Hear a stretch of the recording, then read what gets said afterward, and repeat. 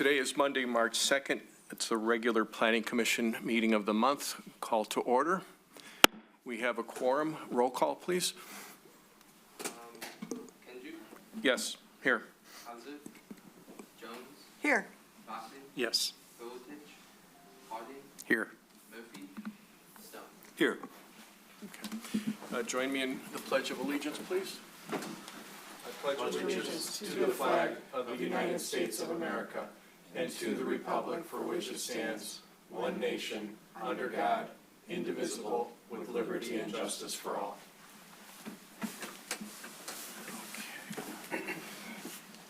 All right, the next part of the agenda is public comment. If there is anyone here that would like to talk about something that is not on today's agenda, please step forward. State your name and address if you do. I wondered, who's up there? Okay. Rose, is anyone online? No one's online. Okay, thank you. We'll move on to the next item, which is the approval of last meeting's minutes. Commissioners, are there any changes that you feel are required? Okay, I'll take that to be a no. Do we have a motion to approve? So moved. Second. Mr. Stone and Mr. Bachman seconds. Okay, roll call, please. Kenju? Yes. Jones? Yes. Bachman? Yes. Harding? Yes. Stone? Yes. Okay. All right, we'll move on to our public hearing today. The first project on the agenda is the change of materials for Main Street Billiards. First is our applicant in the audience. Okay. At this point, Vidya, if you can give us your overview, please. Thank you, Mr. Chairman. Good evening, members of the Commission. As you summarize, the request before you tonight is from Main Street Billiards for facade changes. The site is located on the west side of Main Street between West 3rd and West 2nd Streets, and it is zoned CBD, which is the Central Business District. The site is currently occupied by a billiards parlor with associated retail space. Retail uses are principal permitted uses in the Central Business District. Billiards parlor is classified as an indoor recreation facility, and it is not permitted in the Central Business District. Main Street Billiards, however, is an existing legal non-conforming use, so it can continue to remain. The applicant did appear before this body on your February meeting and was scheduled for a public hearing tonight. I will share the site plan on my screen. The site fronts on Main Street and has access on the west side via a public alley. With regard to pedestrian circulation, there is a significantly wide sidewalk. It's approximately 13 feet wide, and the DDA has got several planters. We had asked the applicant to note the clearance to ensure there is adequate pedestrian area, and at its narrowest, there is 6.7 feet of sidewalk area available, which is more than adequate. The site has no dedicated parking of its own. Parking is accommodated within the city's public parking spaces. The applicant is not making any changes to the floor plan, and this use has remained even when the city was conducting its overall parking assessment for the downtown. So the site is grandfathered in for all of the spaces that it needs, and additional parking is not required at this time. If you look at the site plan, there is a small grease trap located on the southwest corner of the site along the alley. This grease trap is partially located within the city's alley right-of-way, but this, once again, is an existing non-conformity. The applicant is not altering it. We did previously ask them to add a note regarding how waste is removed from the site, or how do they access trash removal from the site. That information has not yet been provided. With regard to facade changes, I'll go to the elevations. The applicant is proposing to remove existing wood siding that is on the building, wood paneling. All these areas actually have wood paneling. The applicant is proposing to remove that and replace it with dark brown stained cedar siding, addition of black awnings over here, painting of these columns, and adding black tile at the base of these columns. All of these are enhancements to the Main Street facade and they are a major improvement to the existing facade, which is significantly deteriorating. The applicant did provide this colored rendering for the Planning Commission in order to help you visualize what the site is going to look like. Now, the plans that are submitted do not include any rear elevation for the building. When we did our preliminary review, we had noted while the rear facade is in decent condition, it is not in a state of disrepair like the front facade. It does have a dated appearance. The closest public parking available for the site is further to the west. So the rear entrance to the building is going to be as frequently used, if not more, than the entrance right off Main Street itself. With the proposed improvements to the Main Street facade and none proposed to the rear facade, it basically will look like two different buildings. We acknowledge that the applicant has stated that they would like to focus their attention on the front facade, but some improvements should be made to the rear facade. The applicant's response to that is that they do not intend to make any changes to the rear facade. Now, the Planning Commission did discuss this matter during a preliminary hearing, but I couldn't find any clear guidance provided in the minutes either. The Planning Commission has previously required improvements for other facades that have frontage on the alley, 406 South Main, 134 South Main, 401 South Main. All of these are businesses that were required to make improvements to their rear facade also. Our recommendation is to continue to recommend improvements to the rear facade because unless the Planning Commission does this through the site plan approval process at this time, the only time the rear facade will be improved is when that site also requires maintenance, then they'll have to come back before you.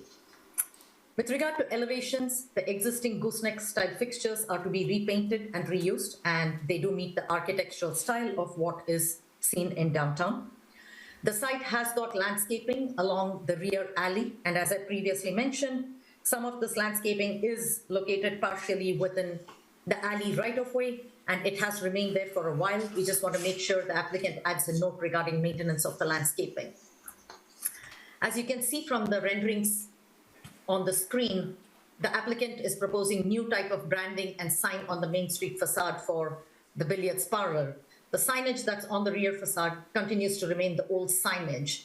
So just wanted clarification from the applicant, if the business is the same and they're changing their branding, the way the sign looks, is there an intent to replace the rear sign also? All signs, any new signs installed on the building need to be approved by city administration before installation to ensure that they meet the maximum size requirement. We had previously asked about any mechanical equipment located on the roof possibly. That information has not yet been provided. However, any equipment that's on the roof needs to be concealed from Main Street's view. So now the applicant has added a scope of work up here on the site plan itself. And the scope states that the project is being limited to the Main Street facade update only and no other aspects of the project.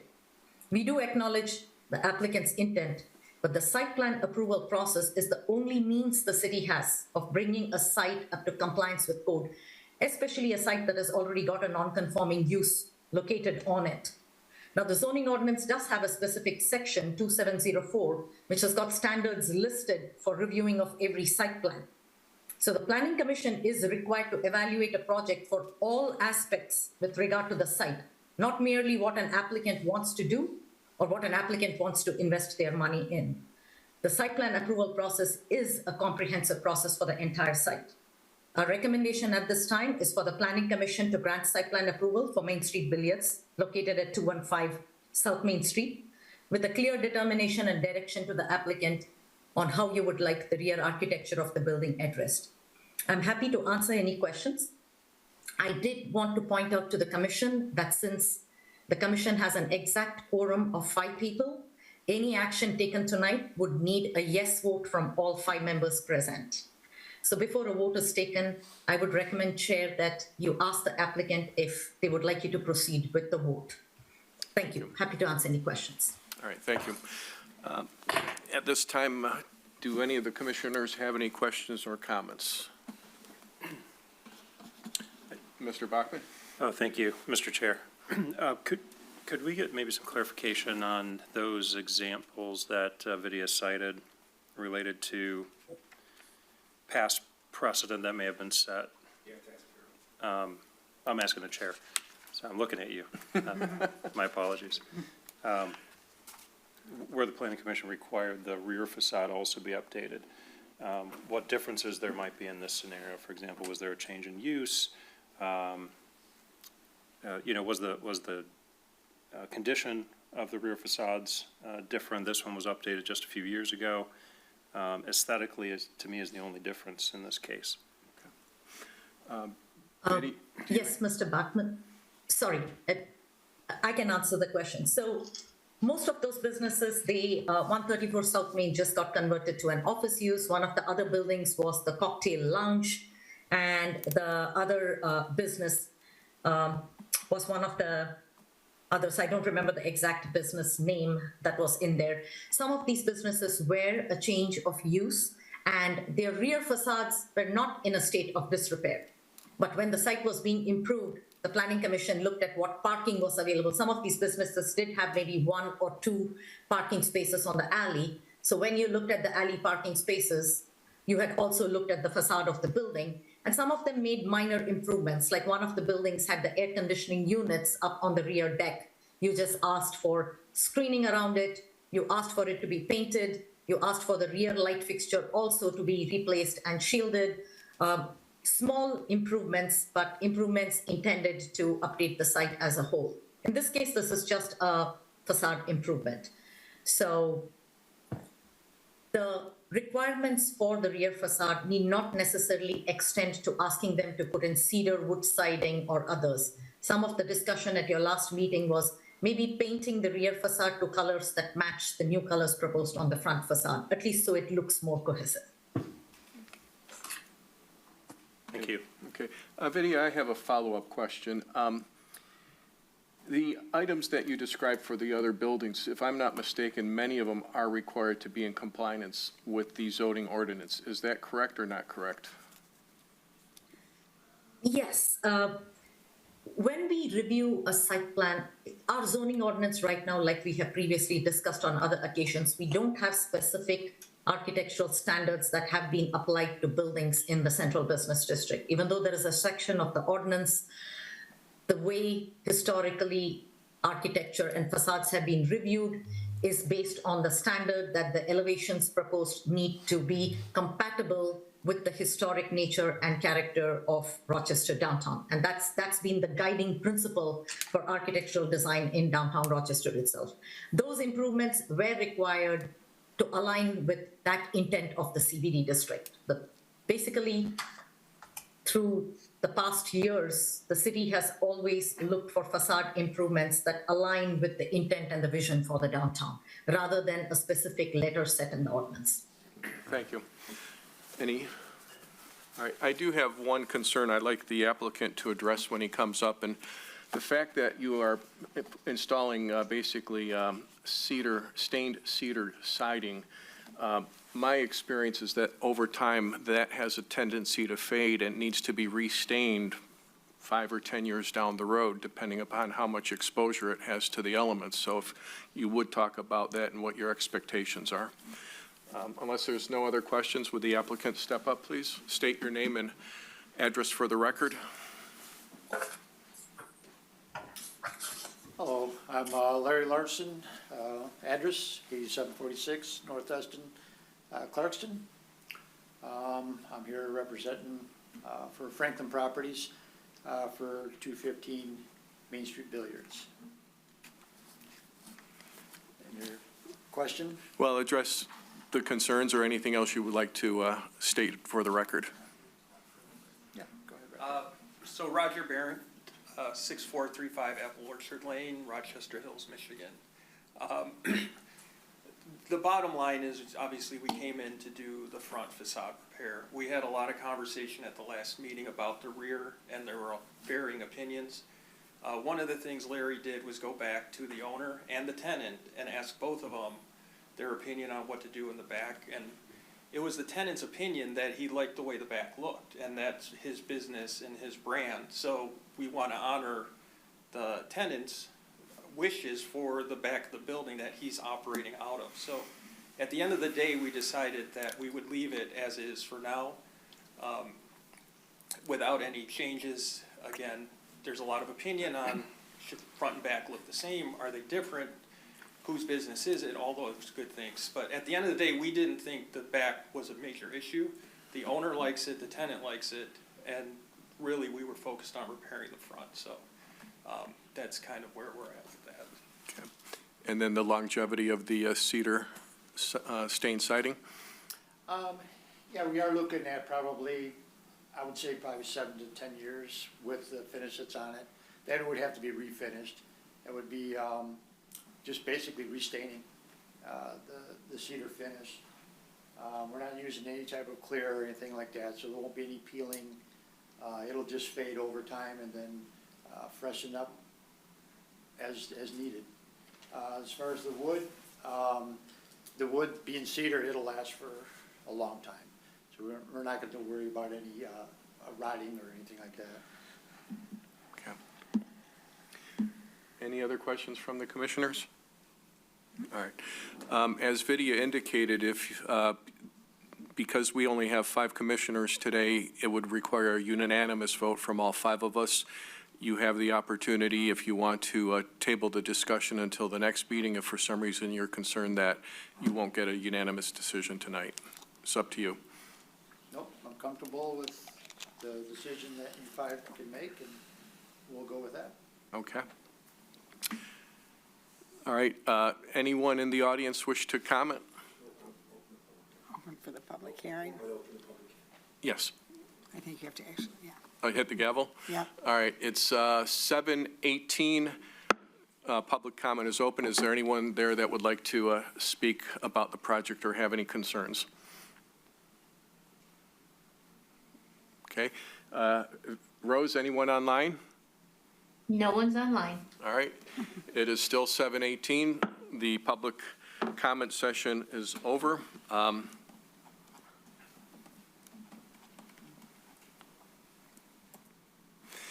So at this point, is there a motion from any of the commissioners?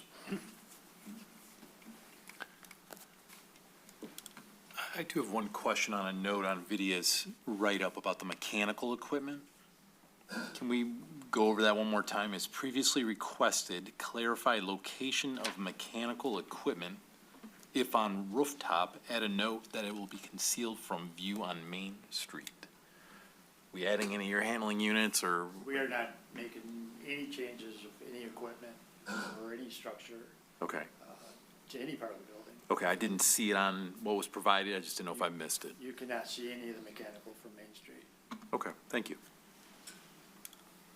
Okay. Again, do we have a motion from the commissioners? I would like to make a motion to approve the site plan for the facade material modification for 215 South Main. Okay. And anyone wish to second? Second. Okay.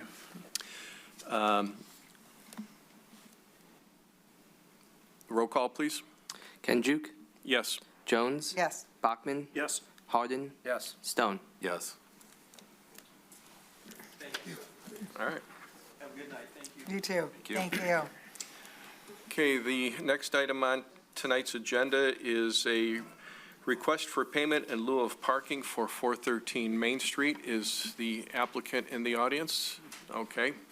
At this point, Vidya, would you like to do any sort of review? I think Jeremy's going to do it, Mr. Chairman. Jeremy? Okay, go ahead. So this one came back to you guys this month after the meeting last month. It's for 413 South Main. It's the former Shamrock travel office. They had moved to the back of the building because they are downsizing. They didn't need as much office space. And the Candy Act has been in Rochester for a few years now and has been looking for a spot on Main Street. So they were able to shift over and take that front portion of the building at 413 South Main. The one thing that me and Nick were kind of excited about was we have the ordinance that doesn't allow any new office to go on the first floor of Main Street. And by adding this retail element to the front, the office couldn't go back to this front portion again. So they kind of like rescinded themselves a little bit from the front of the building, which is good for downtown for walkability.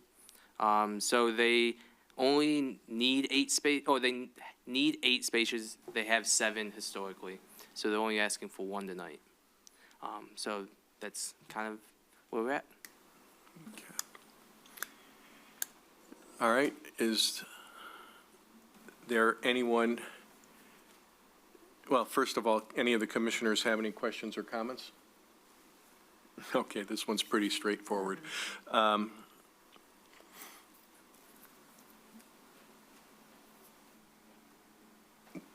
The applicant, would you like to step up and address the commission? Have any comments or anything of that nature?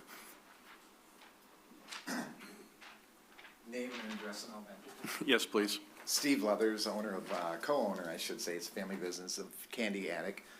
We have been here for several years. We love Rochester, and, again, I'd just like to thank everybody on the board, Madam Mayor, everybody, and we look forward to seeing your faces in there. If you, vote yes for us, we'd appreciate it. It's just one Okay. spot. All right. Thank you very much for your consideration. All right. Appreciate it. It is now 7:20, so I'll open the public comments portion of the review. Anyone here in the audience wish to say anything? Okay. Rose, anyone online? No one's online. Okay, it's about 7:20 and 20 seconds, so public comment is over. Commissioners, any final questions or comments? All right, may we have a motion, please?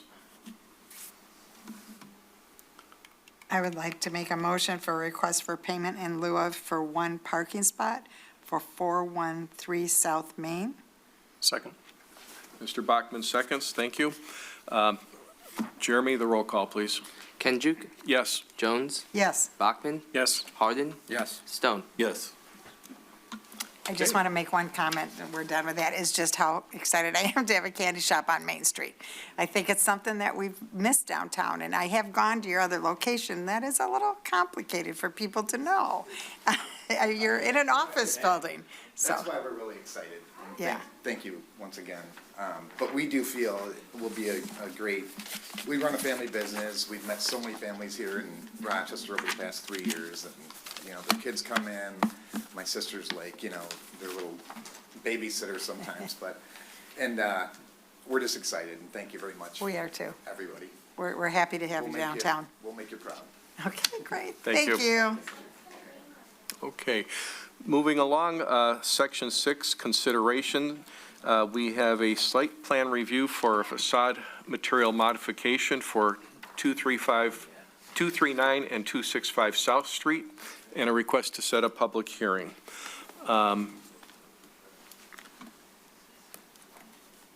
Is the applicant in the audience? Okay, very good, thank you. Vidya, can you give us your review, Yes. please? Yes. The request before you is from the Kemp Development Company. The applicant appeared before the Planning Commission in August of 2024 and did receive site plan approval for the construction of 2 speculative multi-tenant industrial buildings. So at the time the Planning Commission approved these buildings, the buildings were to be constructed predominantly of ribbed panel metal siding with a small foundation band of concrete block. At the time, we had noted that in the city's master plan, this area is envisioned as a research tech, and we had suggested that some changes be made to the building architecture to include additional masonry, create columns or banding. The elevations, however, the Planning Commission accepted the rib band siding and no additional masonry was required. Since then, the applicant has been working on site engineering and is ready to begin construction. And at this time, they have submitted new plans that show the buildings constructed entirely of masonry. The building is in shades of red and gray, and the applicant has added banding, smooth-faced, pre-colored concrete block banding on top of the building at the coping, on top of these windows, significantly breaking up the facade and architecturally enhancing the building. The applicant has also submitted a colored rendering. So this is the colored rendering, and this is all masonry at this time. This change of materials on the exterior constitutes a major change to the facade, and so it requires Planning Commission approval. At this time, we believe the revised elevations align more closely to what the city's vision for the area is than the previously approved one. So we are in support of the applicant's change. We recommend that the Planning Commission schedule this for a public hearing at your next available agenda. Happy to answer any questions. Thank you. Commissioners? Okay. Would you like to state anything for the record, please? Your name and address. Ian Hurst, Vice President Kemp Building, 114 South Alice, Rochester. So we did switch to masonry. These are the examples. You can see the rendering there as well. This is about as close to red as you're going to get a concrete masonry unit. So these are the materials we've selected for it. I recently broke that one. But so I believe it was Vidia's recommendation that we use masonry in the first place, so we have switched to that. It looked very similar to this, if these colors do. Where will the gray, The gray, I'm sorry, the gray band is low, and then there's a couple of columns here, but the gray band is all the way around the buildings, okay, and then up the columns at the entrances. okay, thank you.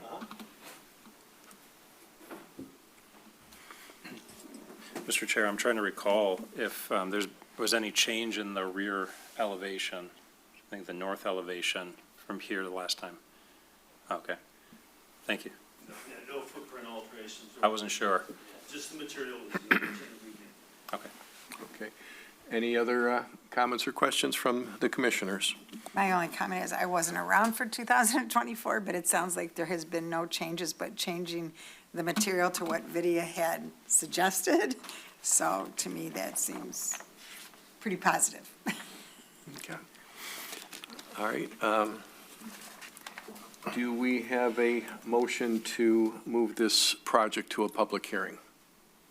So moved. Mr. Stone, second. I'll second. Okay, Mayor Jones, thank you. Roll call, please.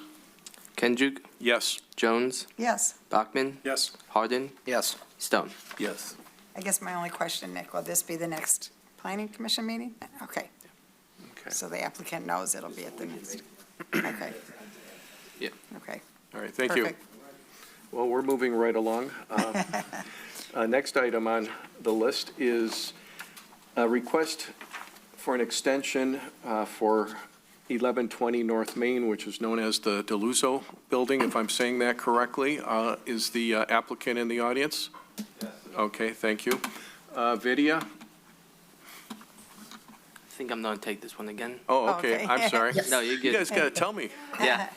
So 1120 North Main was here in April of 2023, got their first, 2023, and then they got their most recently approved in 2024. So they were working on it since then, and they reached out to me and noticed that their site plan had lapsed in their approval.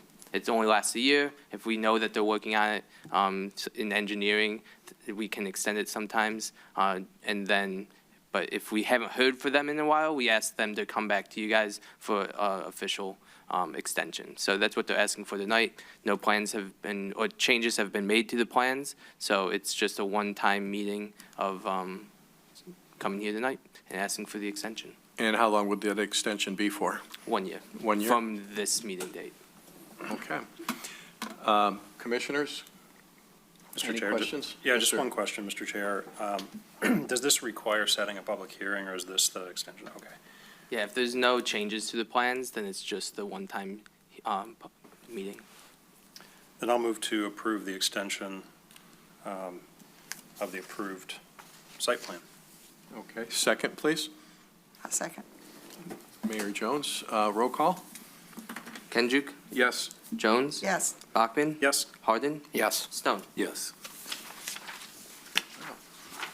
Good job. I've been here 3.5 years. This might be a record for the fastest meeting. I was gonna say, we have the one on the flip side might take a while. Okay, Thank you. you're welcome. Have a good night, thank you. Good night. Thank you.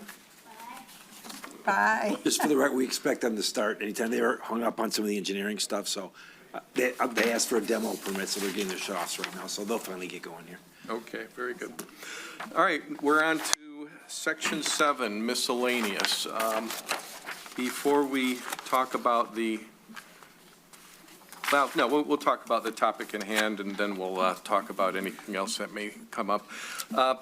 On the agenda, we have the 2026 Planning Commission's goals and objectives. At our last meeting, Vidya gave some of her thoughts on what they should be. We decided at that time to table it so that the commissioners had an opportunity to add what they felt was necessary. I circulated a memo through Jeremy asking the commissioners to respond if they had anything that they wished to add to the list. The only response that we received, the only response that we received was sent to Jeremy, and that came from Commissioner Hauser, where he would like to see some sort of testing for any of the training.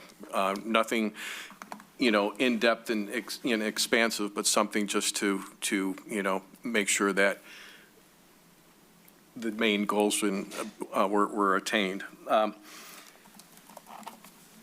So I guess at this point, before we move on, one other comment I'd like to make. The vision that I have for setting these goals and objectives is to set up a special meeting, hopefully within the next couple of weeks, for all the planning commissioners. It could be on an evening or potentially on a weekend, whatever, most people are available for.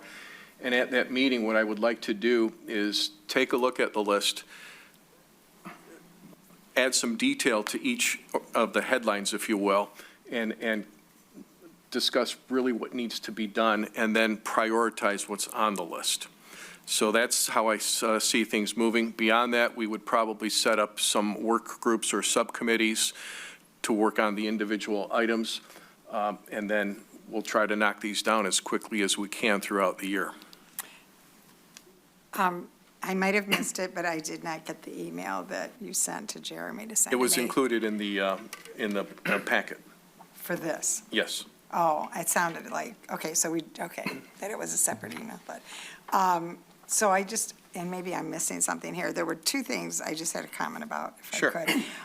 The Explore and Develop Sustainable Housing Program, to me, using the word sustainable, I'm confused exactly what this one was, so I might want more explanation either from Vidya, because I do think there were three things that were talked about when the master plan and zoning was all discussed before my time, and, thank you.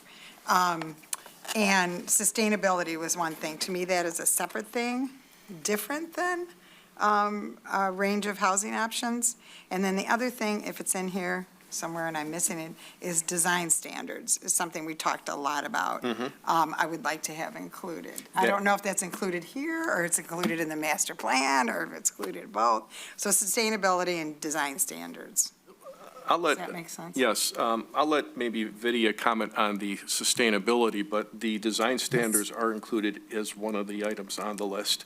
I think part of the issue with sustainability is that it's gone by different names over the years: affordability, attainability, sustainability. So Yes. I think we're talking about, for the most part, the same thing. But Vidya, would you like to comment, please? Yes, at the last meeting when we were discussing this, I had mentioned the term attainable housing, and Nick had cautioned against using any terms such as affordable or attainable, correctly so, because the market dictates what that has to be.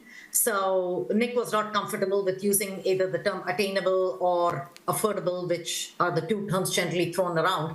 So this over here listed as sustainable housing basically tries to capture, we are trying to, I think what Nick said, Nick, please correct me if I'm wrong. I think your direction was that we should not say we need any different type of housing in the city. We first need to do a housing study and find out what we have, and maybe that is enough. Maybe we don't need anything more. So you don't want to phrase it as find attainable housing. Am I right? That's what I recollect from that conversation. Yeah, and I do agree with having a housing study. Yeah, I think that's right. It'll give us all information to know what we have as our baseline, absolutely. Yep. Yeah, I think so.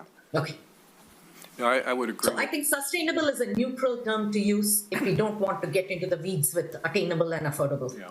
No, I think that the housing study would be a very good first step, because I think that there's a lot of assumptions that are being made out there that may or may not be correct. But as an example,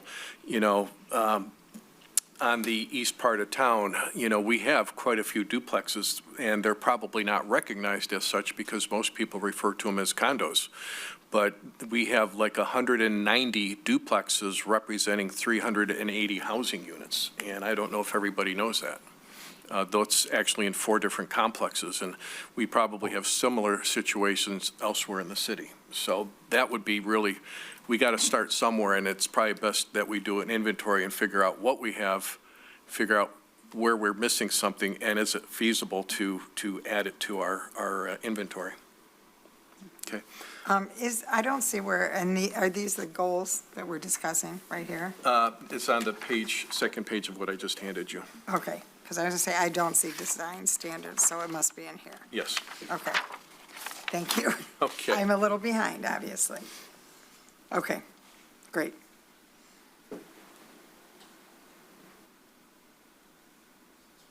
Okay.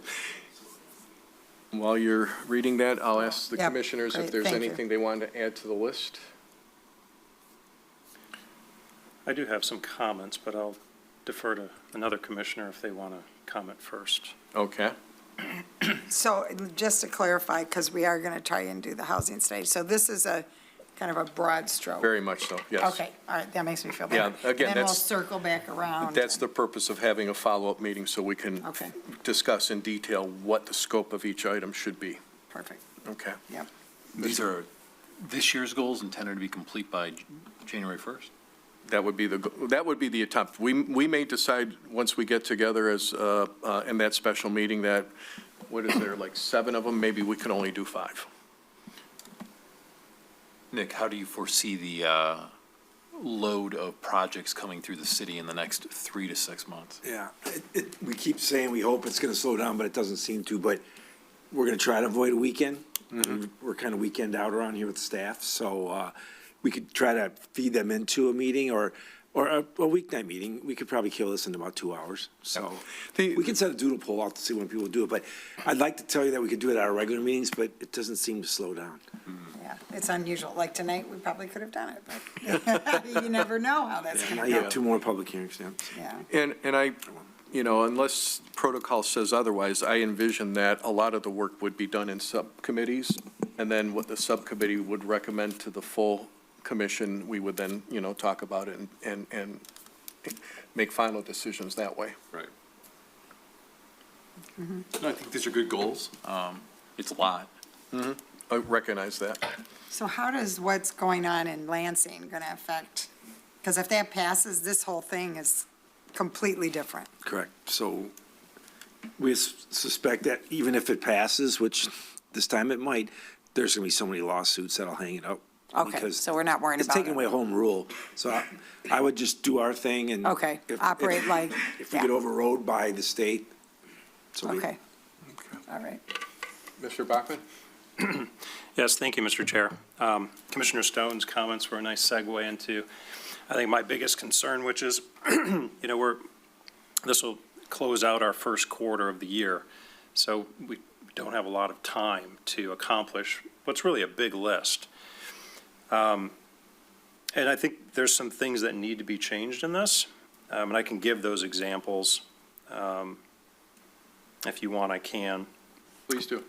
Well, it's, one thing that's missing is amendment of the bylaws and rules of the commission. And I think that needs to be a priority, so that's one thing that would need to be added. I think item number 1, which align the master plan with zoning ordinances, I think at least part or largely much of that is in the hands of city council. For example, there's a couple that can be combined, items 3, item 4, the second bullet point of item number 1. I think all of those can be combined into a single committee. Items 5 and item 6, they're related. I think those can be combined into a committee. So I think from the standpoint of feasibility and accomplishing goals, to the chair's point, I think committees is where you do it, right? You don't have to worry about the Open Meetings Act, not that there's anything to hide, it's just we can meet at the convenience of the committee members. We don't have to have staff, doesn't need to be noticed or publicized, and we can make quick work and report back to the Planning Commission, accomplish this throughout the regular meetings that are already on the schedule during the miscellaneous section. I think that's probably the most efficient and effective way to approach it, is creating those special committees. And I've drafted, I'm sorry, go ahead. Yeah, I think they have to be, they don't have to be posted, they have to be open. So any meeting that any committee has, they're open. We do that all the time. So it's if somebody wants to come in, they can.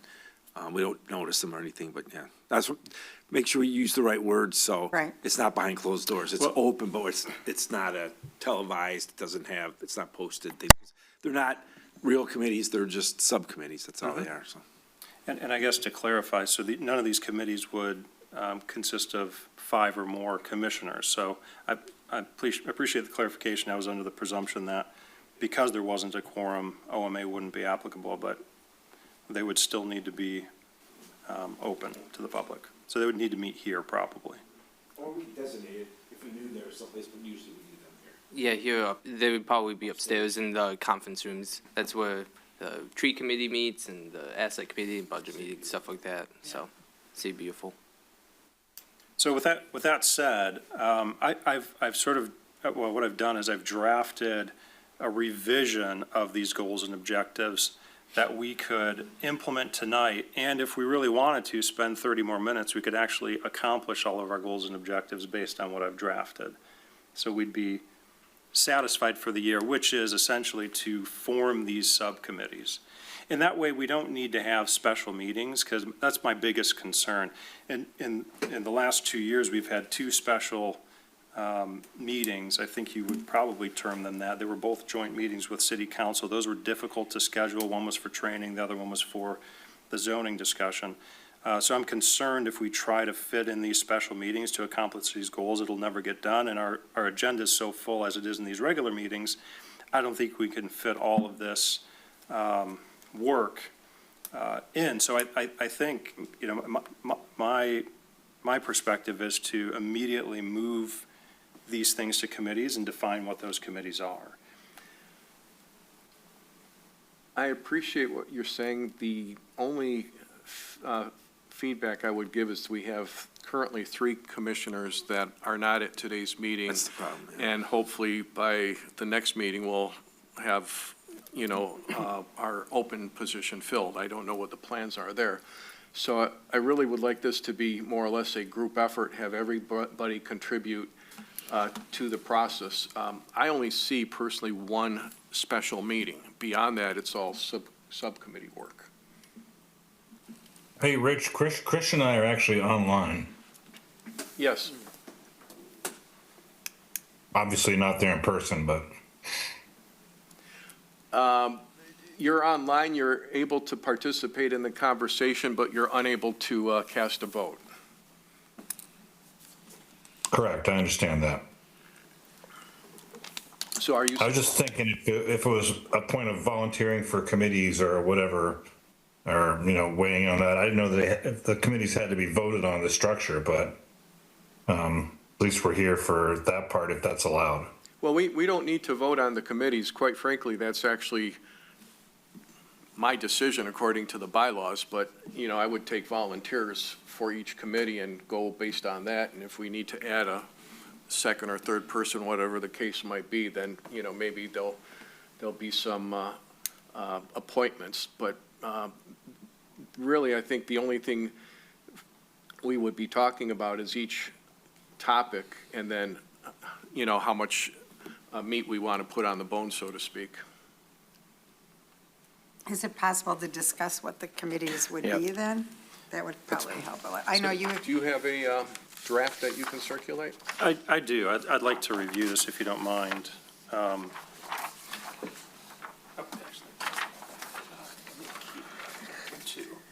Thank you. So I guess to rebut, oh, sure. I've got one for Nick too. I got it one if you want. Thank you. So to sort of gently rebut the chair's position, I think after we review these goals and objectives, it'll be clear that I don't think we need to have all three committees operating immediately in concert. So I think that addresses the short-staffed nature of the commission. To me, a priority is amending these bylaws and creating a education program for onboarding and continuing education. The future planning applications that you're seeing in item number 2, I think that can be deferred. And I know the chair's priority, I shouldn't speak for the chair, but I think the chair's priority is item number 1. So I think we can have 2 concurrent committees working on these things immediately. Right now, we can set in motion, or at least approve these goals and objectives. And tonight, or at any future regular meeting, we can establish those committees. And I have prepared a motion to create the committee for item number 3, the special committee. I do have a quick question about that. So, correct me if I'm wrong, City Manager. The zoning map already went through planning and it was approved. It's now on City Council's desk. So would this be going back? I mean, it's already been approved, voted on, and approved. So can we go back and have that re-looked at by Planning Commission? I'm gonna let Vidya answer that, just because it's her process. Could you please repeat the question, Mayor? I got a little lost in it. No, that's okay. I probably presented it in a lost way. So to my understanding, the Planning Commission already approved the zoning map. And it's on City Council's desk, and City Council seems to not be able to find a time to do it. It is a priority. So one of the suggestions here is to look at the zoning map. Can it go back to Planning Commission even though it's already been voted on, approved, move forward? Since it's been already looked at by the Planning Commission and formally recommended to the City Council, the City Council now has to take action one way or the other. If you want the Planning Commission to look at it, you would need to actually discuss it, find reasons why you want to remand it back to Planning Commission. Because the final approval rests with City Council. Planning Commission is the recommending body. So if you're going to send it back to the Planning Commission, you need to give the Planning Commission clear direction on what exactly do you want them to do, because they have already done what they were supposed to do. That's what I thought. So, Okay. yeah, so it's basically at City Council's plate. City Council is the final piece. I think the Planning Commission worked for a really, really long time on that to try to get it right. And so City Council now needs to take action on it. Okay, thank you. So, Mr. Chair, if I may clarify for the mayor, I think I understand what she's asking. And on the agenda packet copy of the goals and objectives, that second bullet point under item number 1 is the only one I brought into the updated version focusing on committees. And I just used the language that was there. And I think the intention of that language, at least from the way I wrote it and just transcribing it, is to compare the broad zoning ordinance to this zoning map and code changes that were approved, just to make sure everything aligns globally and holistically, not to go back to what was already approved by Planning Commission waiting to be finalized by City Council. Just to recheck it, sort of? Well, it's more to say, okay, all these, the zoning ordinance is vast, right? And we focused on a small portion of it. So I think, correct me if I'm wrong, Mr. Chair, the intent is to look at the zoning ordinance from a global perspective to make sure what was approved and changed doesn't create contradictions or discrepancies throughout the rest of the zoning ordinance. So what if it does? What happens next? Well, basically, what would happen is we'd have to draft revisions, approve them in the Planning Commission, submit them to council for their approval. Can that happen, Yes. Vidya? So what the Planning Commission did is recommend approval of a whole bunch of new zoning districts. Concurrent with that, the city is trying to adopt a new zoning map, because the zoning ordinance and new districts are of no use if the city is not zoned appropriately for it. So the Planning Commission sent the whole zoning map and all the new districts in the zoning ordinance en masse to the city council to act on. Commissioner Buckman is right that there are other portions of the ordinance which will have to be looked at to see if it is aligned with what the city council hopefully adopts. And any places where there are contradictions or those, like Chair said, those will have to be amended and they will come back before the Planning Commission just like any regular text amendment. You will need those smaller fixes because what the city is undertaking is, it's a pretty massive undertaking to do an entire zoning map and zoning ordinance. There will be places where you will have to go back and fix the ordinance so that everything aligns and fits together and there are no contradictions. So yes, portions of the ordinance might come back bits and pieces to the Planning Commission for an amendment to fit into the whole document. Okay, that makes sense. I do think city council has, at first swipe, see things, quite a few things that they would not have, will not, my sense is that they would be changing. So, does that make sense? Okay. I think this makes sense too then. Okay. So I can add that we're going to use AI on this. We can feed in a bunch of stuff and find conflicts a lot quicker than going through it. Obviously, we didn't touch 90% of the zoning ordinance. We just did the districts, and there is conflict, obviously. So we're getting really good at using tools to help Vidya rewrite. We're getting a brand new zoning ordinance. It's going to take some time. Yeah. Attorneys get involved. There's legalities on some of the conflicts, et cetera. So it's just the beginning. We can't even get out of the chute because we can't get the districts adopted. So, and then we know there's 7 instances where the public doesn't like what you guys did and they want to fight it at the city council. So after that's settled, then we can start backwards. I know. And the problem is in 2027, so at the end of this, middle of this year, we're going to start this again.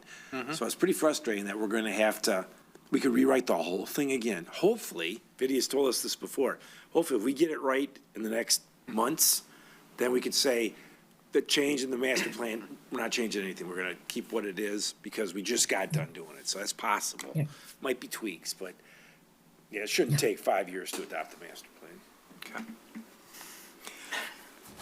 I'm trying to digest what you've written here, and I guess the first question I have is your bullet number 3 under section 1, develop recommendations to improve and streamline the development process. Do you envision that just being a work group within the Planning Commission, or would there be additional participants? I think that's, my response would be that's up to the special committee, right? So these are goals and objectives. I think when it comes time to make a motion to create the special committee, we define it more clearly. And I have an example of that for a special committee to amend the bylaws. I've prepared a motion for that. So this really, I took the words that were in your goals and objectives and try to consolidate it into a way that made sense where we could make the execution of this more efficient. Yeah, because I think it's very important that we include some outside resources like builders, developers, and, the parties that are actually affected by that. And, we need to understand what issues they're facing in order to streamline the process. So that's why I think it would be important to include, but we can decide that at the time, the group gets started, because that's in essence what I was thinking in terms of, having this special meeting to talk about these other topics. Yeah, I agree, Mr. Chair. I don't think the bullet point restricts the committee in any way, right? The Planning Commission would set the objectives and scope of the special committee. And that would all be within the realm of possibilities. Yeah, Mr. Chair, if I can just warn you, I'm going to call it a warning about one of them. Design standards are the most impossible thing to get across the finish line. You would not be able to tell the DDA what they're going to do in their downtown. It's part of the city, but they have a whole set of stuff. There's a whole separate book from the sign ordinance even that talks about it. Design standards, when you have a city that's built already, you're going to make everything non-conforming in the whole city if it doesn't. I've never heard of an existing city going back and go to design standards. I know you're frustrated with what Vidya was trying to get across, like the front should look like the back. You're going to get massive pushback from the DDA and a lot of folks saying, you're going to tell us how it's, go downtown and find 4 buildings that look the same. we're not what we used to be. The history is not there anymore. They've put, Mr. Galage has done 5 buildings that replicate history. So a committee will take years to get that. I'm just telling you, when I first got here, Birchall Arroyo was the planner. They wanted to set design standards just for housing. And it's like, it's impossible. It's in the eye of the beholder. So design standards are a massive, that's a whole separate thing. Don't get hung up on that item, I'm saying, to hold you up on the other ones that you can probably accomplish. Maybe in your next master plan, if you want to talk about design standards, but I don't know how, just picture it logically. How do you set design standards going forward when you can't reinvent the past? So I would caution you on that one. Mr. Harden, I know you've got some opinions on that topic. Would you care to comment, please? Yeah, just curious when you say non-conforming, I think about that in the way of zoning from a use standpoint. I don't think setting design standards now would make non-conforming anything out of buildings that don't comply. If we pick, I'm making up stuff here, 75% masonry on every facade. I don't think that, how does that have any impact on ones that don't follow that? Good question. So what just happened? So the front comes in and he says, you want one in the front, guys, like, leave my back alone. Your design standard is going to say the entire building has to be changed. You just forced something on somebody and they're non-conforming. Are they legally non-conforming? They don't have, now you're putting in writing, if you don't look like the new standards, you are now by definition non-conforming. And how do you get around that? So what have you accomplished, other than, if you think that you can design block, you'd have to go block by block, because every block in this town is different. It has character. So it sounds really simple. We're gonna do design standards, but research it.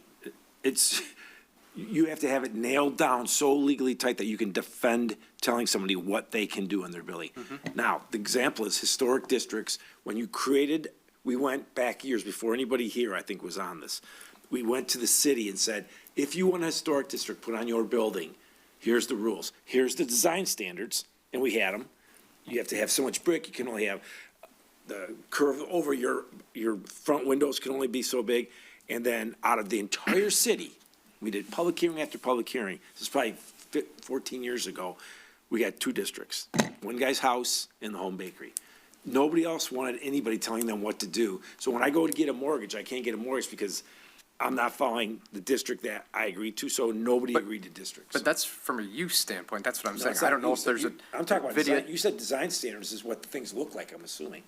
Yes. Uses. But if you set design standards now, does that make every existing building that hasn't come up for renovation or remodel in the past however many years any legally less conforming to, from a bank's perspective? Can't make them go back, but when they want to come to touch something, then. We talk about non-conforming in the use side of things, not necessarily from. If you had design standards, if you don't meet today's design standards, you are non-conforming. So if you want to, you can't change a non-conformity, you have to eliminate it. So you would say, oh, now everybody in that block's got to be all brick. You can't do what you want to do, you have to go all brick. That's an exaggeration, but it's not. If you set a design standard, you have to live up to it. You lose your conformity when you change it.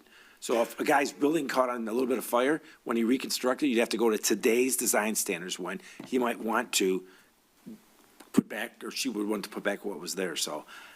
Well, let me ask you this. I think that project there on Main Street, it's called the Brownstones. Well, let's say rather than build those brownstones, the developer came in and wanted to do something ultra-modern. And it was very contemporary, very much out of line with the rest of the neighborhood. Because we don't have design standards, we would basically be forced to approve that project, would we not? Correct. So you're talking about, exactly, and that's my point. Are you going to dictate what people can do? You can write them, but be careful in your core downtown. And then now you're picking on just residential. Attorneys will get involved, planners will get involved. To go back, design standards are mostly used when you're redeveloping a whole project area. For instance, I see on here that we'd like to designate an area on South Street for future development. You could build in that plan, design standards, so there's some homogeneousness, if that's a word, in that district. But to go back through a historic downtown, I think Lydia might have input. Yeah. She seems to want to say something. Video. No.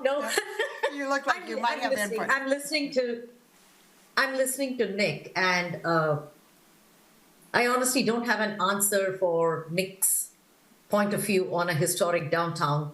I have, in other communities, written architectural design guidelines which have been adopted. It is the innate nature of planning and zoning. When you make zoning changes, things become non-conforming.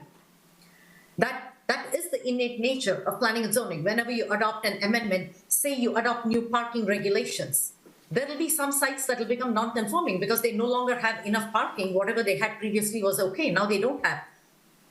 That does not necessarily affect, like the commissioner said, if it's a use and you change the zoning ordinance to make a use non-conforming, that brings about its whole host of problems because non-conforming uses are not allowed to expand. There is a limitation in how much they can invest, which then brings up issues with whether a bank can refinance the property, so on and so forth. I've not found that to be the case in case of architectural guidelines. So saying that adopting architectural guidelines can make something non-conforming, so we should have no guidelines and just let people come up with what. I do still disagree with the fact that a developer says, I'm going to do this because this is what I want to do. If that were the case, we would not need any planning or zoning at all because everybody should be able to do whatever they want to do. The whole idea of having zoning regulations is to have that homogeneousness, very nice word, and cohesiveness so that we have a uniform series of standards for everybody.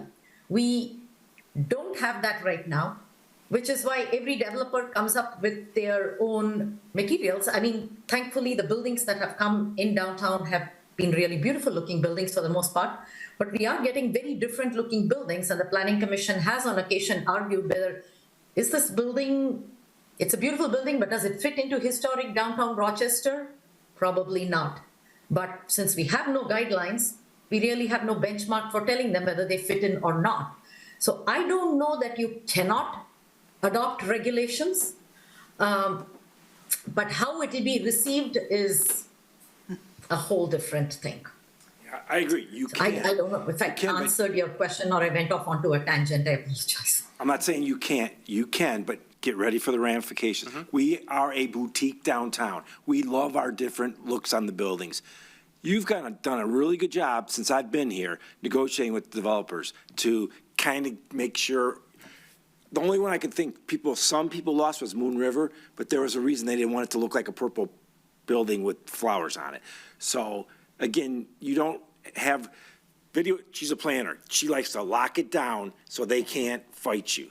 All right, so I don't know that that's the best way to do business in a town. When you say everything's gonna look the same downtown, how can that be? Well, I don't think Look at your own that's downtown. what we're saying. No, I'm not Well, I don't know taking, what you're saying. You're saying design standards. To me, Not that why it do the would all design look the standards? same. I'm not looking to make everything, like a Levittown and make everything the same. I'm more concerned about somebody doing something so different that it takes away from the character of the downtown. Like Moon. That's So my How concern. do you define that going in? How do you That's define that? exactly the point. Nick, you're 100% correct that the Planning Commission has done a wonderful job so far in being able to get the best out of applicants. But then one day you're going to have that one applicant who's going to come up with something that nobody can stomach. And then they're going to say, well, you have no regulations. You have not applied any uniform regulations. I'm going to do what I want to do. And you really have no basis for stopping me.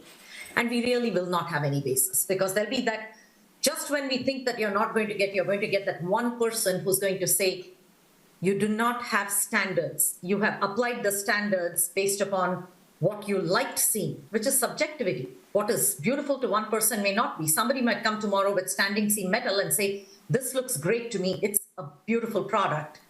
We are going to be hard pressed to say, no, we don't like it because we don't think it fits into historic. They might challenge that. If we don't have standards, anything is open for a challenge. And I do think it's worth having the subcommittee to do all this research and talking about it, so.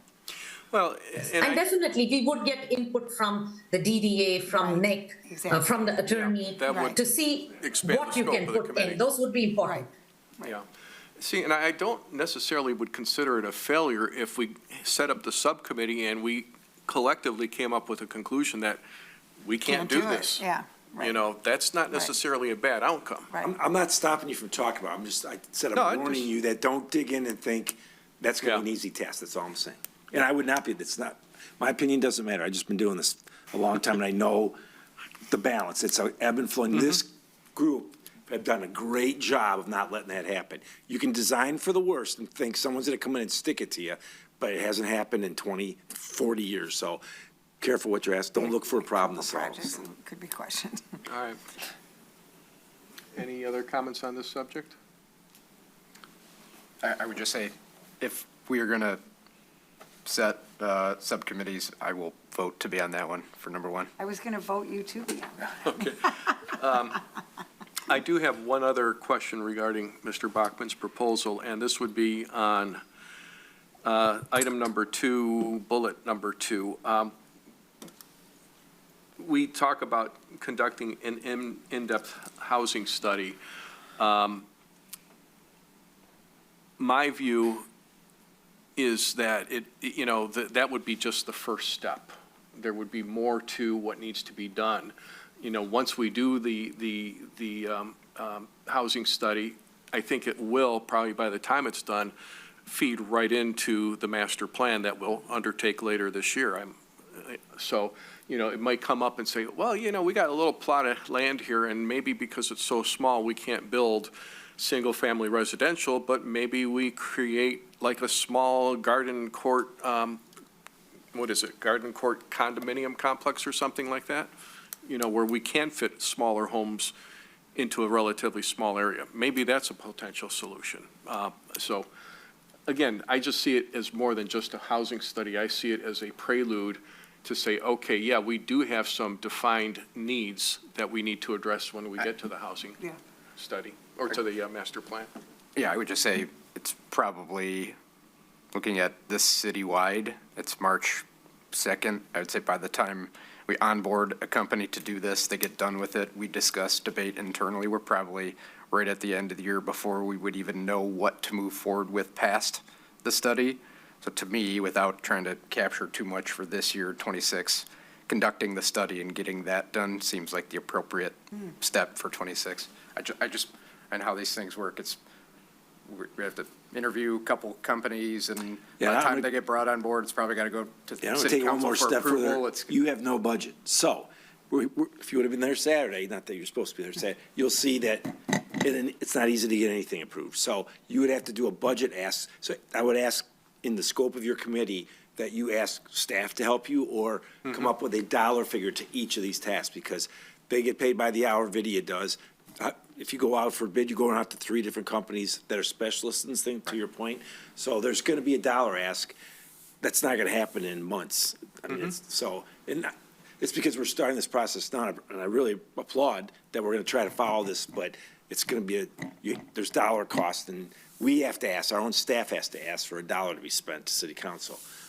So it's the same thing, you have to prepare a budget, and then that would go to city council. We could do a budget amendment, it doesn't have to wait a year, right? So we can go and have a special ask and say, hey, the planning commission feels strongly that we need to hire a consultant to do a housing study.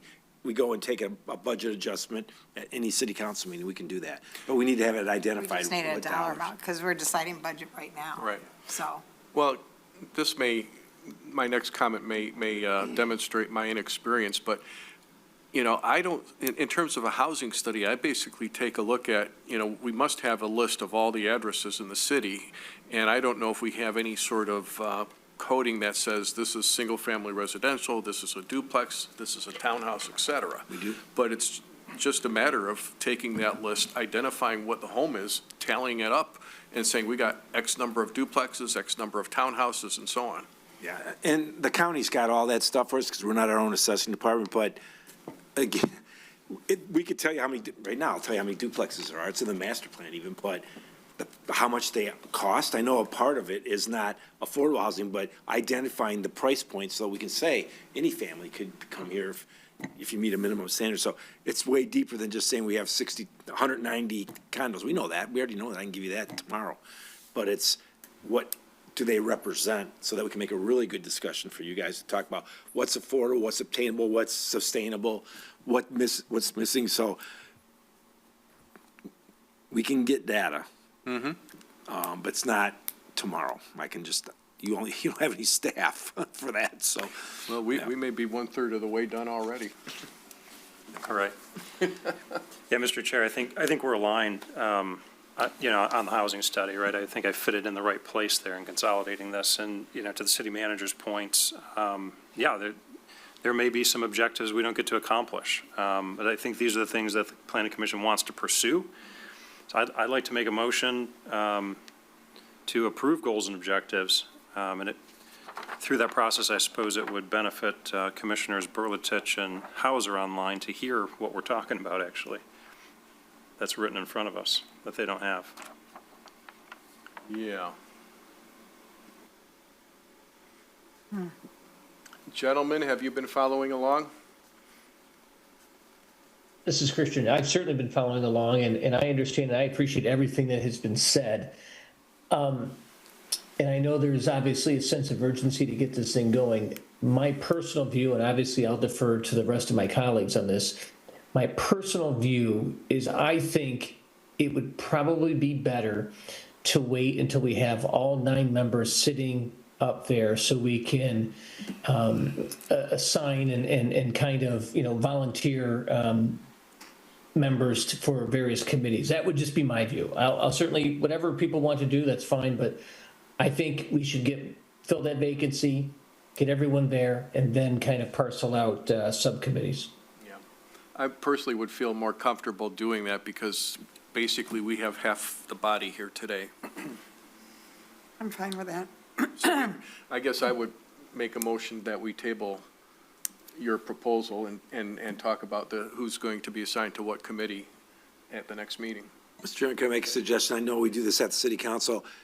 That doesn't mean you can't start building the underbelly, right? So in the next 30 days before your next meeting, talk to the chairman, tell him, hey, I'd like to be on that committee, and let's get it going so we don't delay 2 months. Let's just push it to the next meeting, get it set, get the structure set, and start. Well, Because I don't want to keep doing I think what we could do is vote on Mr. Bachman's proposal for the goals and objectives and how he's consolidated it.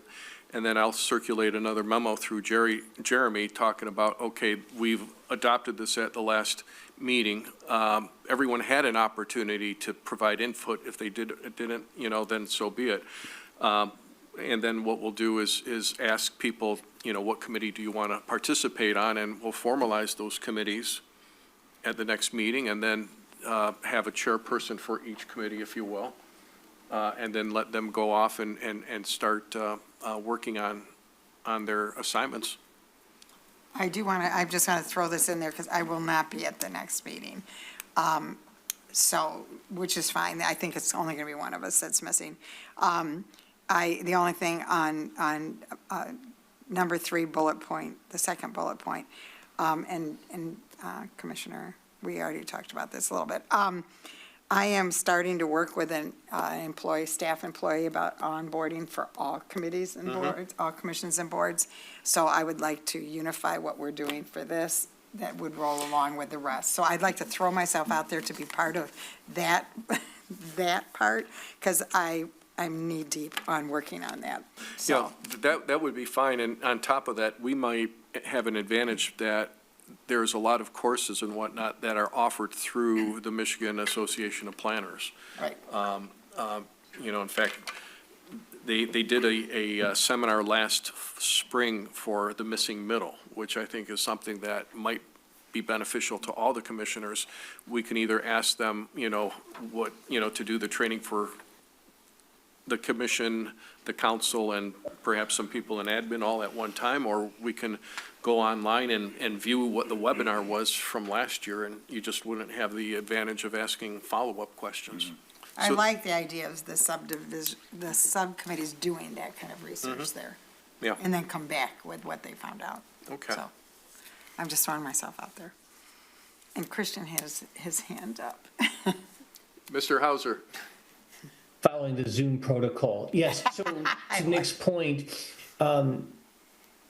Dan, I'd be happy to help out with, you know, helping you go through the bylaws, because I don't think they've been updated since maybe 1992 when I was looking at them. And so we could start doing that, you and I, in advance of, and anyone else who wants to jump in. So we could get that kind of going now, so we can hit the ground running for future meetings. Yeah. Perfect. Yeah, those were drafted in 93 and approved in 94, and from what I understand, we may not have been following them from the first day.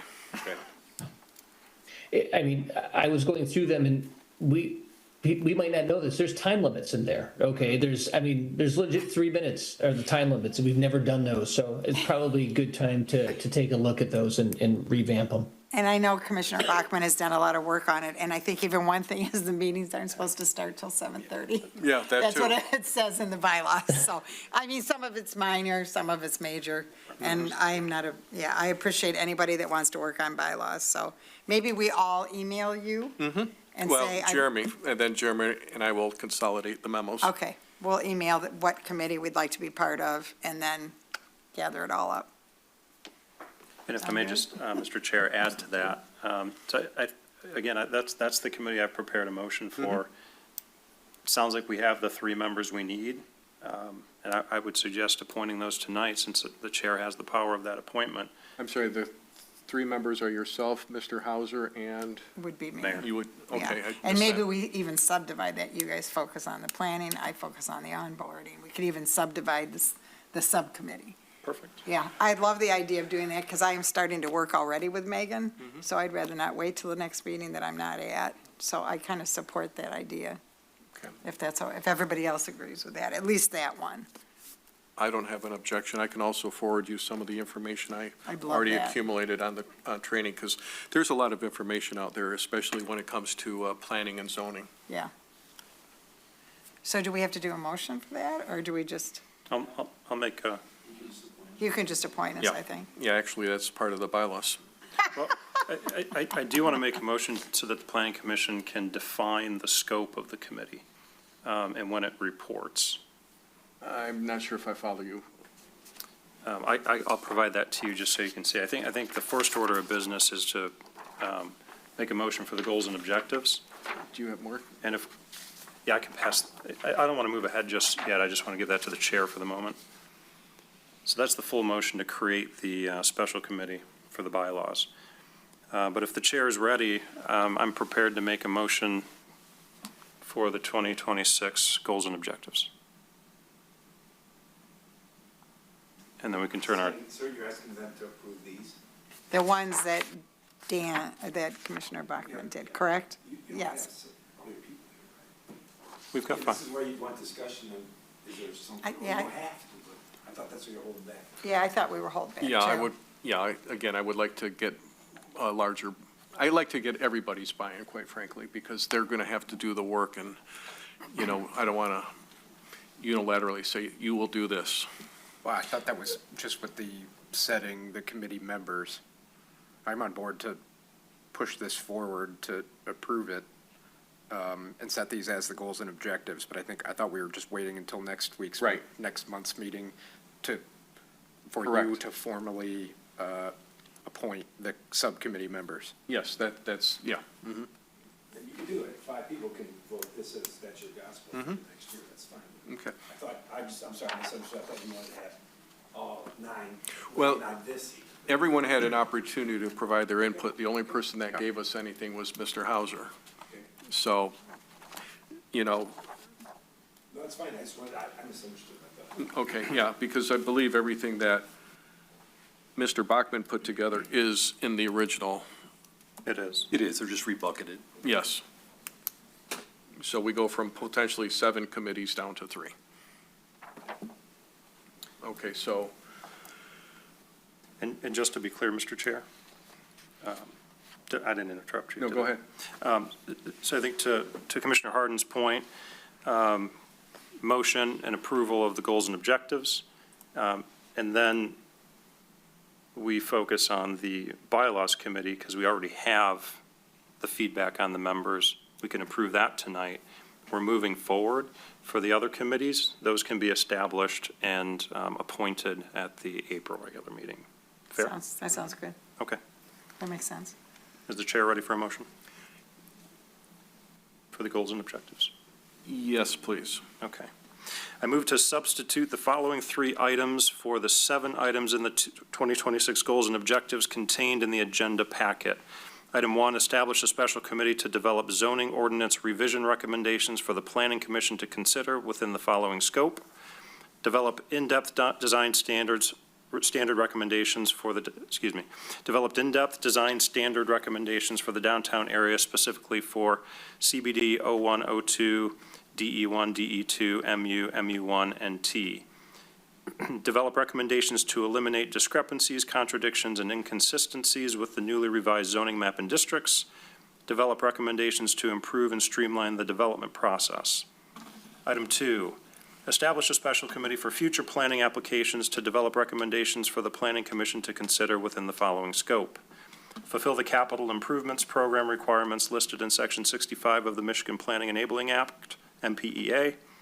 Prepare for the 2027 master plan, develop a sub-area plan for South Street, conduct an in-depth housing study.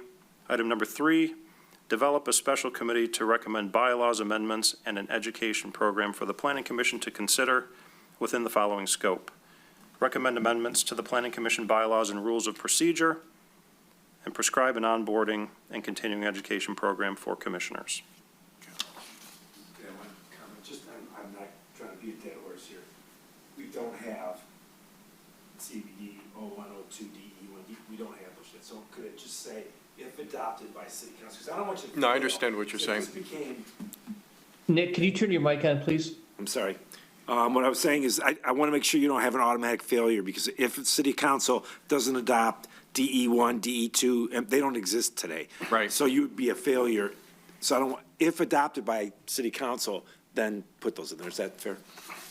Ms. Brockman, would you? Just that little sentence, Just if to it's add, adopted If by, adopted by city because council, right now then it do that. hasn't been approved by city council. Otherwise, we have to go with the existing zoning. Exactly, and you're wasting your time So with that change, is twice, so. that okay?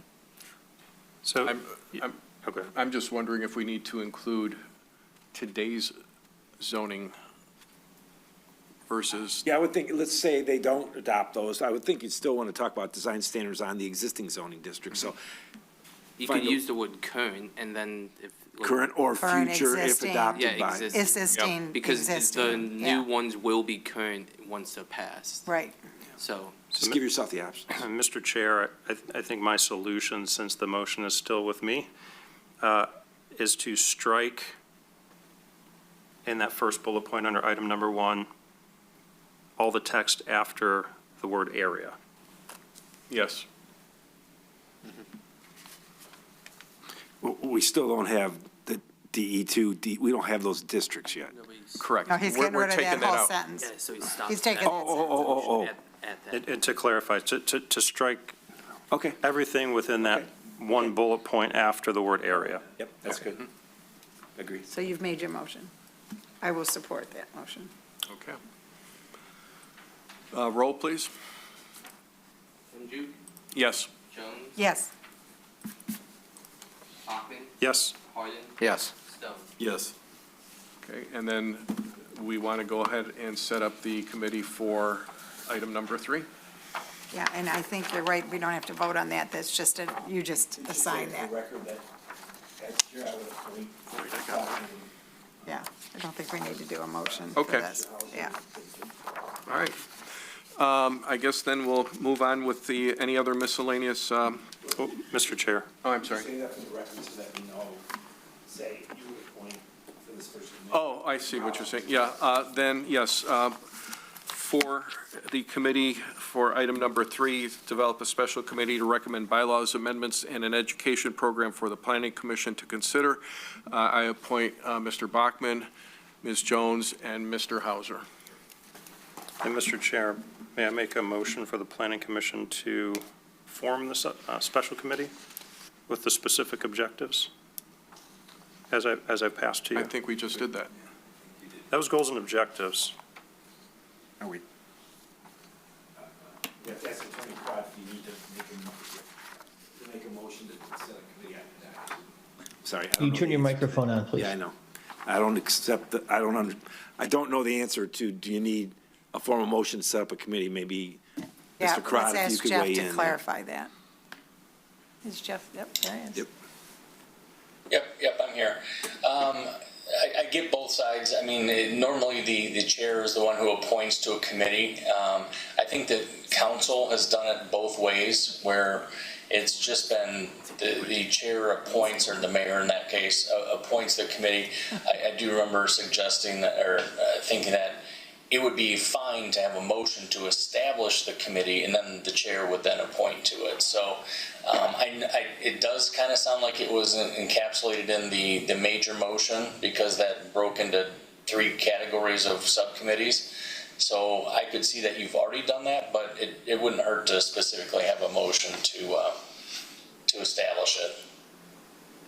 And Mr. Chair, I just don't think it would be necessary, because I think that was encapsulated in that major big motion that you just passed. Yeah, that's what I thought too. That's okay. Yeah. But you can,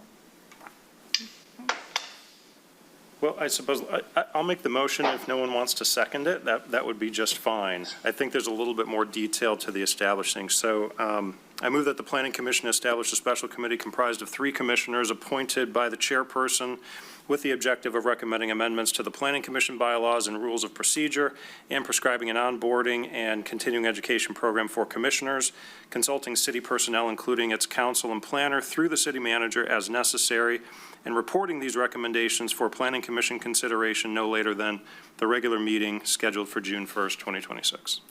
I support. Jeremy? Mr. Peckins? Kenjuk, Yes. Jones. Yes. Bachman. Yes. Harden. Yes. Stone. Yes. Okay. Now, the appointments? All right. All right, then that takes care of everything under item A? Okay. Any other miscellaneous, I guess? I have a question either for the city manager or for the mayor, if you can give us any updates that have occurred maybe over the last week regarding the proposed housing zoning changes, if there's anything new. I know that they did Mayor Barnett and a whole crew went to Lansing on Thursday and did a press release. There's nothing official. But nothing Yeah, official. the city managers and the planners are barraging the legislators. So this is not the first time it's tried. This has a lot more weight to it. It appears because people are looking for different wins. We're not Republicans or Democrats here, but Yeah, there are, and exactly. they are looking, unfortunately, they're both finding a way to say they both win, which could mean it could get done then without thinking it through. So we don't know anything any more than you read in the paper, quite frankly. So. Well, what this seems to be shaping up as local control versus housing affordability or attainability. And I think on a very simplistic explanation, they don't understand that to get, everyone would love affordable housing for folks, to take away home rule and say that your backyard, we could have triple density in Rochester, Michigan, and we have no control over our own future. If the people really understand that somebody at the state's gonna decide what we do, to what we look like, talk about design standards. And not to mention the crazy. management required. The state would have to they'd have to manage that, which, They How would haven't they thought this through. ever- This is like a really, hey, let's make it more affordable so you can get a loan on your house. But that's not what they're talking about, taking away home rule, which is what the basis of this state is. So we'll see. I have nothing else. Mr. Chair, Yes, sir. I have a question for the city manager, which is if there's any expectations they can provide regarding the Lucido's development, and whether or not we should expect it will be on the April meeting agenda. I would say you would expect it to be on the April agenda. Yeah, the parking study was concluded on Saturday, this past Saturday. So I'm expecting to get those numbers sometime this week. I'll pass those along to Video. Lucido's had already submitted for last month, so Video already has those plans. She's just working through them, but has to have the parking study to pair with it. Yeah, and I would add that we had about a 2-hour meeting with their team and explained to them that this is extremely, not difficult, it's a big ask. So what we need them to do is once they get our data, meld it with their business plan. And kind of suspected, they've thought about all this already. They know it's a huge ask. They wouldn't ask, they said, if they didn't think it would work for them to run a business and spend $14 million on. So, I expect they're gonna come in very well prepared to say, we understand why. It's not just a number, it's when is that number applicable? So we spent a lot of time with them saying, do your homework, because it's a big one. It's a huge And one. I will not be here to unfortunately have the discussion. I just have a very curious question. Before they bought the building, before they started the work, did they know they would need Absolutely. 92 spots? Absolutely. Okay. Originally, when we first talked to them, we didn't know the scope of the project either. The upstairs added some, but they did know that the parking that they had was not going to be enough for the new use. Yep. Okay. They did right, yes, they're not saying, hey, we didn't know, they know. Okay. But their business model works it in for them, so. Where they're at, they did their own studies to look at, to make sure why would they buy a building like that and not have any parking, so. I hope to get them on, but they have to be ready. Yeah, just because I've sat here and watched a lot of pushback on a lot of businesses about parking, and so this is a big, It's this fact, is a big one. And I can tell them one thing for certain, this commission will not, it's not one size fits all. You have to prove why this parking system can handle that number, period. I don't care if it's 1 or if it's 62. It's not 90-some, but it's 40-some, I think, when NVIDIA's done with it all. But we're not just gonna, they had the feeling from watching prior meetings, you're just gonna say no. When we don't do that. We're gonna use data to drive your decision. We'll give you all the data that you need to make that decision, so. Okay. Good In question. advance, and you'll have it in advance, so. Okay, any others? I do have 2 additional questions along those lines. one. I'll make it 3. Just kidding. Now, do we expect the petitioner, Lucido's, to request a decrease in the number of payment in lieu spaces? Are they gonna argue for that? No, so what we talked about was, and we have video on board, that the zoning ordinance allows for a multi-purpose building to be looked at. So I think we talked about it a little bit last time, if the jeweler's just fixing things, that's not retail. So that would go into a manufacturing situation. Office is office, retail space. So video will look at the floor plan, then they have to describe exactly what goes on that. She will determine that number. We know it's less than taking it all at 1 to 200, because there's a significant portion of that building that's for repair, and there's big gathering areas, so,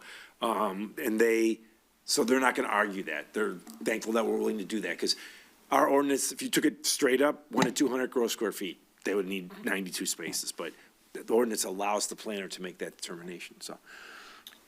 And that's a nice segue to the second question, which is, 62 would be required just as is, and there was some talk about using a different standard, but it sounds like the approach that we should expect is we're going to use the text from our zoning code, not some other standard that we're gonna try to fit in here through a plea or an argument.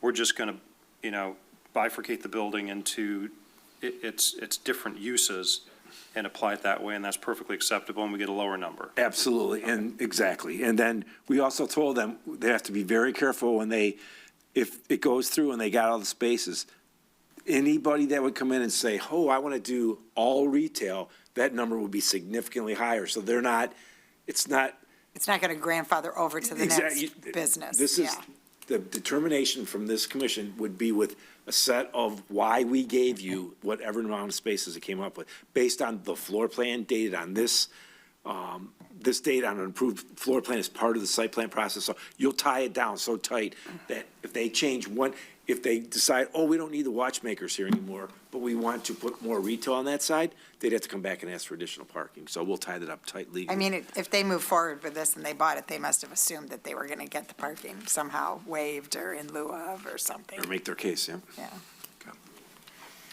All right, last chance to ask any questions about what's going on? All right, we have 2 folks left in the audience. Would you have anything to say under the next public comment? No? Okay, thank you for attending. Yes. Rose, anyone online? No one's online. All right, it is 8:35. I don't know if we broke any records, but meeting's over. It looked like we were going to break a record. You blame that one on me. I'm going to blame it on, yeah, Commissioner.